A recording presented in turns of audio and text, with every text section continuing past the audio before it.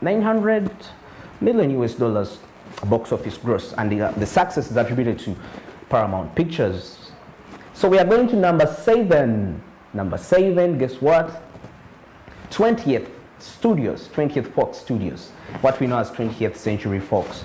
You know, these people actually, looks like for them they named their studio according to theirs. Perhaps in the coming generations we shall have 22nd Fox Studio and 23rd, just like that. So this one started in the year 1935, and its net worth is about, when I say net worth, I'm trying to talk about the movies.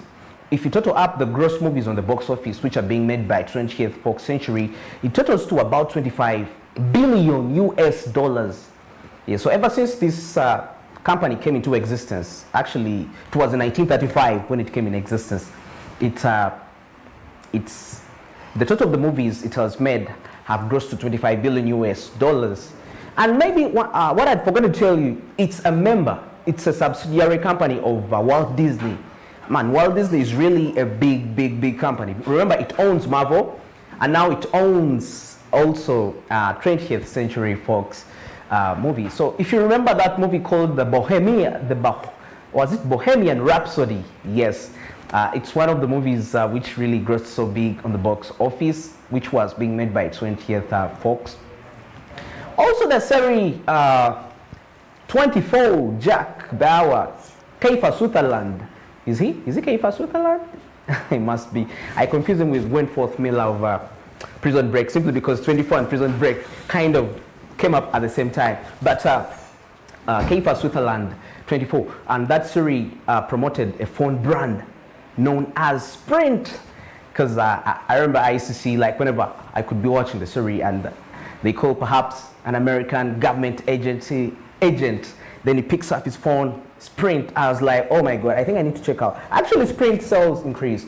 So it shows you the power of movies in terms of branding and promoting your brand. 20th Fox Century is responsible for that. It's also responsible for other movies because since we know it's a member of Walt Disney, it's under Walt Disney, so we expect to see some superhero movies. I think even Avatar. Yes, Avatar, which grossed about one of the most grossing movies of all time, which was directed by the director James Cameron. So that's it for 20th Fox Century. So let's come to number 8. And guess what number 8 is? We are going to talk about Rat Pack June Entertainment. Actually, Rat Pack June Entertainment is a very young company, started by 2006 by a movie director known as, I think Brett something. The name has skipped my mind, but it's one of the movie. Maybe when I get to remember, I'll let you know before the show ends. I hope I remember. So this one, it's 2006. That's when it was established. Rat Pack June Entertainment. It comes number 9, and its net worth is about 16.8 million US dollars.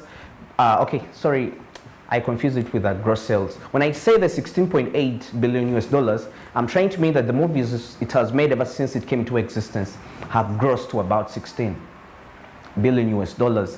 Rat Pack, can you imagine, you've just started in 2006 and you're grossing movies, and your gross sales is about 16 billion US dollars. That's really a great performance for Rat Pack Entertainment.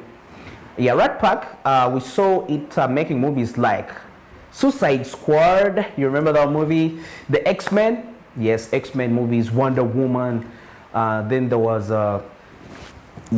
actually those are the movies which really grossed so big, Rat Pack Entertainment. Though what Rat Pack does, in most cases, it doesn't come as an independent movie company. When it's producing movies, it's more like it co-hosts, it co-produces with other companies. So a movie can start and you see Columbia Pictures in association with Rat Pack.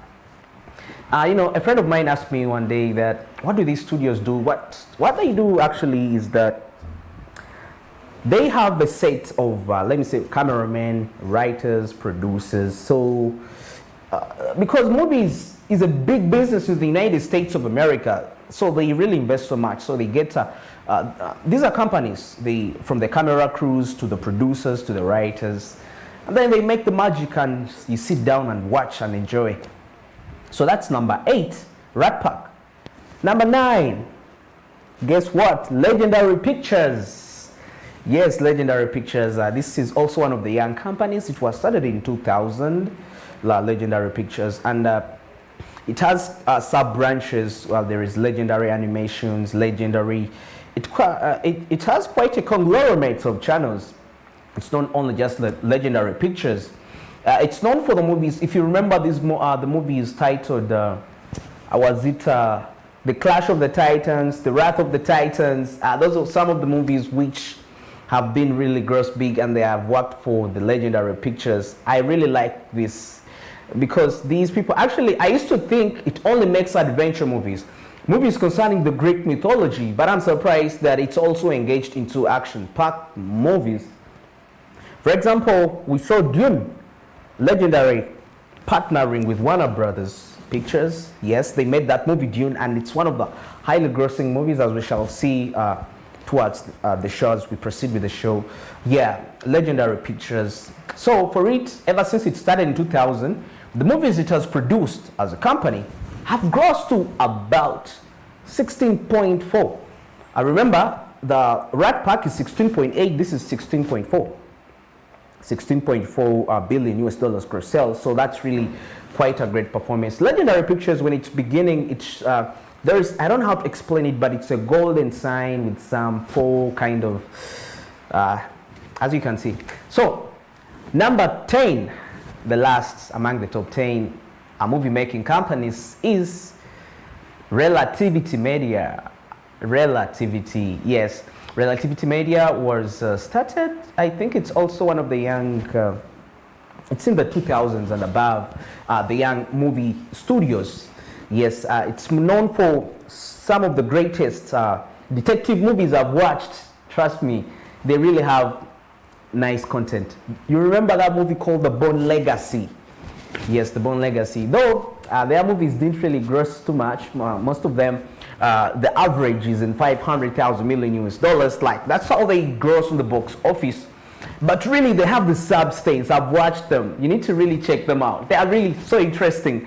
I've watched Bourne Legacy. It's one of my favorite movies about the CIA trying to come up with these, they call the DOD, Department of Defense assassination programs. Oh my God, it was so interesting. It grossed quite big, though some of these movies, what affects their revenues is that when the hand of the government comes into, because they somehow expose what those agencies do, which is not, I don't know whether it's really true or not, though some of the real CIA officials, I've gotten a chance to read some of their articles, they say Hollywood, the CIA of Hollywood is not the CIA we operate in. What do you think? I don't know.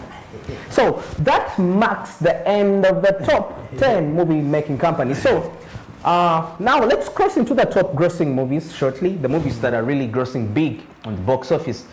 This weekend, the previous weekend as we came, No Time to Die, James Bond was at about 600 million US dollars. Ah, wow, that's really a great performance. It performed so great. Another movies that have been performing great is The Sand Dune plus Venom, Let There Be Carnage. Venom, so Venom is the latest? The latest Venom. Oh. There is this new Venom. You know, there was that old Venom, and now we have the new Venom. Okay, and Andrew Barigi is actually taking us through the entertainment business.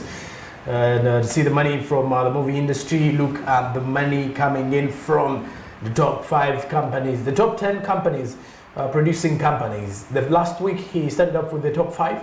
This time around he was finalizing with the remaining 5. Surprisingly, the 20th Century Studios is one that is still surprising to not being identified in the top 5. It has actually stayed there for quite some time. But it started in 1936. And we have these grandfathers of the movie industry, the Universal Pictures, the Paramount. I think, you know what really makes it, you know, I'm seeing it is actually number 7. It's number 7.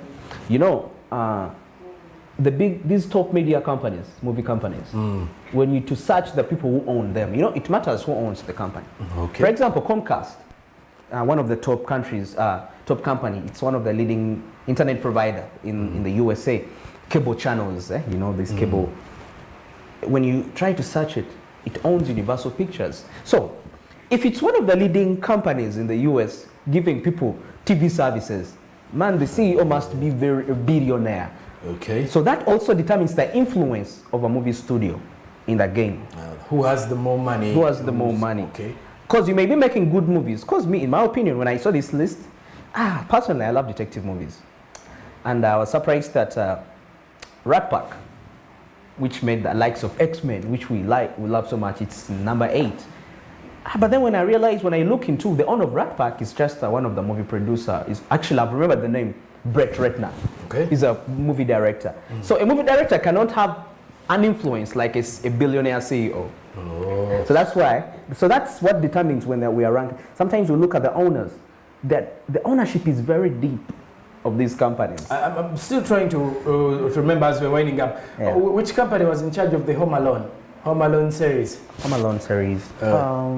I need to check. I'm not so sure. You have to tell me. I used to watch a lot of Home Alone. Okay. Apart from that, we're back to factory setting, I guess. Now. From what is happening from the US, let's get back to business as usual. After the break, I'm coming back with sports business, Champions League football, the Eritrean team, the Eritrean female team, and Manchester United, Tottenham Hotspur, Antonio Conte. More of that is coming after the break. This is SMB.